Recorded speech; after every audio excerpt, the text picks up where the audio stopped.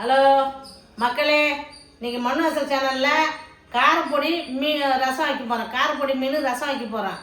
கை கால் குத்தல் குறைச்சலுக்காக இன்றைக்கி இந்த மீனை வச்சு ரசம் வைக்க போகிறேன். வாங்க பார்க்கலாம்.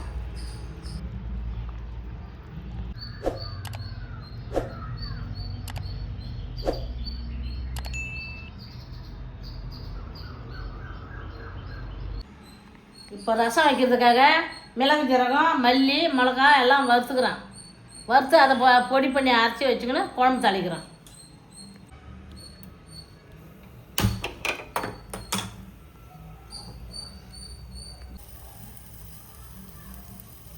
செப்பு எண்ணெய் நல்லெண்ணெய். இப்போ பெருங்காயம் கட்டி பெருங்காயத்தை பொரிச்சு எடுத்துக்கிறோம்.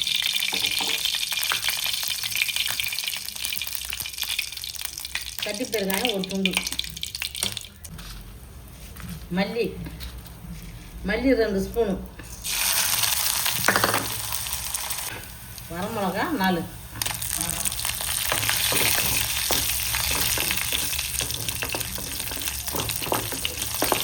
இந்த காரப்பொடி மீன் பெருசமான பெண்களாக இருந்தாலும் இல்லை நம்மளுக்கே பெரியவங்களுக்கு கூட கை கால் குத்தல் குடைச்சலுக்கு இது மாதிரி ரசம் வச்சு சாப்பிட்டா கை கால் குத்தல் குடைச்சல் சரியாகும். அதுக்காக தான் இதுமாரி ரசம் வைக்கிறது.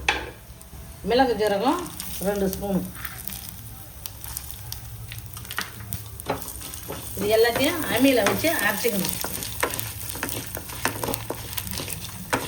வாசனை அருமையாக உணவுப்படுத்துறதுக்கு மிளகு ஜீரகம் பெருங்காயம் சடங்கு மிளகாய் காஞ்சி மிளகாய் இதான் சூடு ஆக்கணும்னா அரைச்சிக்கலாம். அப்புறம் குழம்பு ரசத்துக்கு தாளிக்கிறோம்.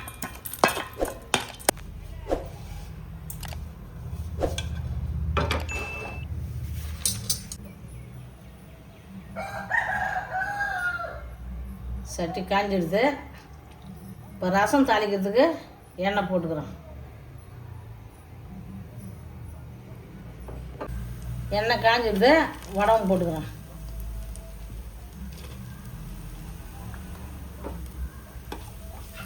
பொரிஞ்சிடுது. கறிவேப்பிலை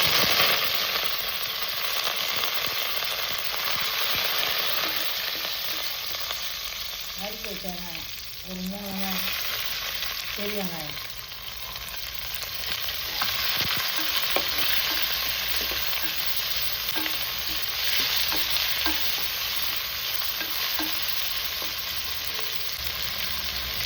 வெங்காயம் வதங்கிறதுக்காக ஒரு ஸ்பூன் உப்பு போட்டுக்கலாம். அப்புறம் குழம்பு போட்டுக்கலாம்.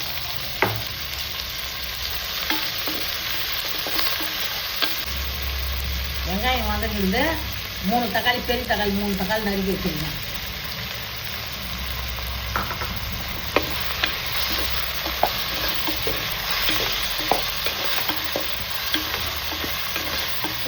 புளி கரைச்சி வச்சுக்கிறேன். 150 கிராம் புளி, 1/2 கிலோ காரப்பொடி மீன்,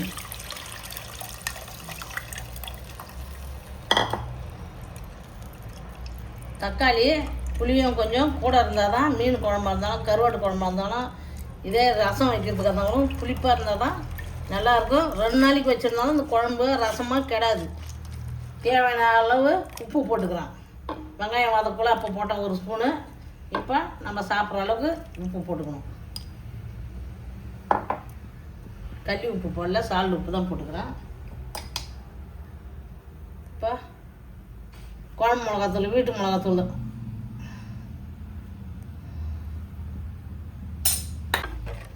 காரப்பொடி மீன் போட்டு ரசம் வச்சு சுட சுட ஒரு கிளாஸ் மொண்டு குடிக்கணும்.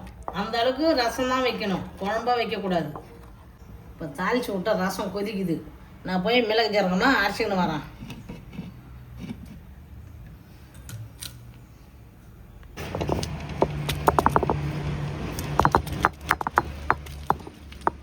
பூண்டு 1 மதியமாக நசுக்கி போட்டுக்கணும்.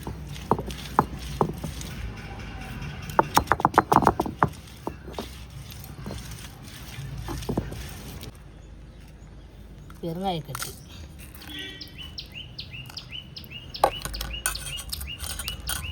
வரமிளகாய்,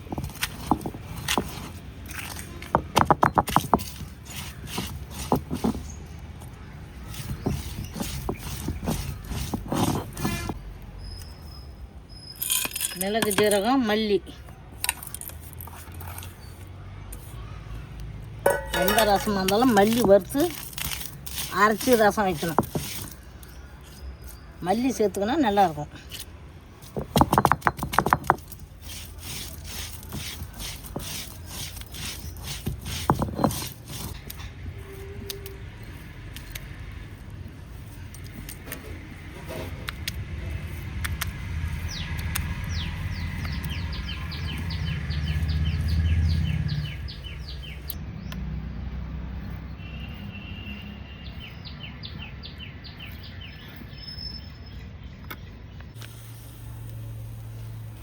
ரசம் கொச்சிடுது. இப்போ மிளகு ஜீரகம்லாம் அரைச்சாந்ததை அதை ஊற்றிக்கலாம்.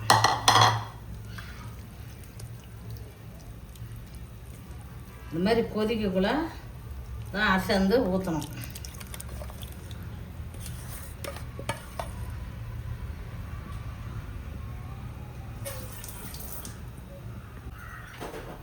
ரசம் நல்லா கொதி வந்துடுது.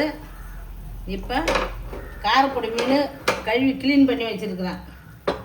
அதை நானே இப்போ போட்டுக்கிறேன். சூப்பராக வருது ரசம் வாசனை.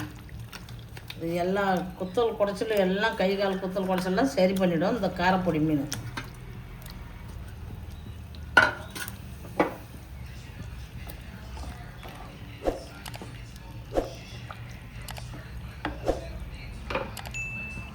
மூடி வைக்கிறேன் ஒரு கொதி வாசம்.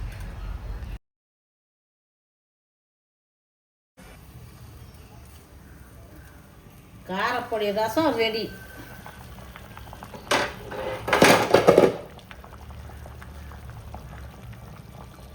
இப்போ மல்லித்தழையை போட்டுக்கிறேன். ரசத்தை எடுத்து சாப்பிட வேண்டியது தான்.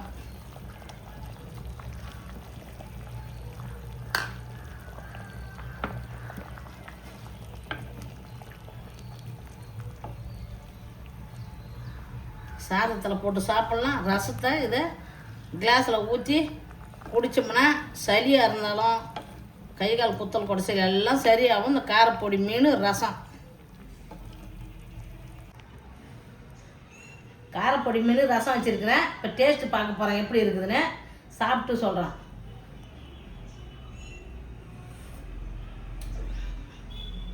ஆஹா, சூப்பராக இருக்குது. எல்லோரும் நீங்களும் உங்கள் வீட்டில் செஞ்சு சாப்பிடுங்க. அட்டகாசமாக இருக்குது.